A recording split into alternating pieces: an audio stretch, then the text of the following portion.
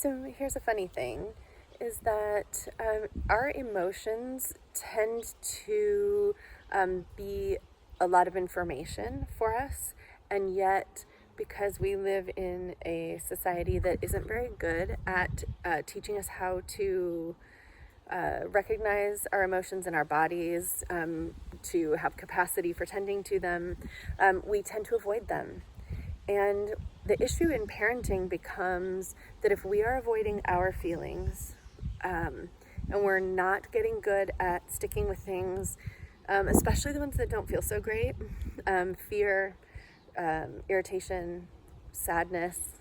whatever, that the more we avoid those feelings, the more we're teaching our children to avoid those feelings. And so the less capable they're going to be of both identifying their own state of being and for advocating for themselves,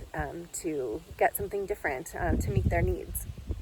So one of our jobs as parents, ironically, is the best way to teach our children is for us to work on our own capacity for our own feelings. And the more we are able to be with the things that don't feel great, the more we're able to notice them in our bodies, sense them, and be with them until they pass, the better our kids will be at that. So this is one of those moments where we need to really be models for the ways that we want our children to be able to